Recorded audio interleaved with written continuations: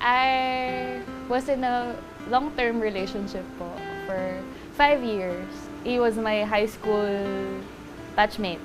Nakita ko naman po na persistent and yeah, sinagot ko po siya. Pinakiramdaman ko kung baka naman kaya kong matutong magmahal. Natakot po ako na baka wala na akong makitang ganun. He's a really good person to the point na nagkaroon po ako ng panic attack. Dinala po ako sa ospital. Magkasama kami. Sabi ko po, kailangan ko nang sabihin.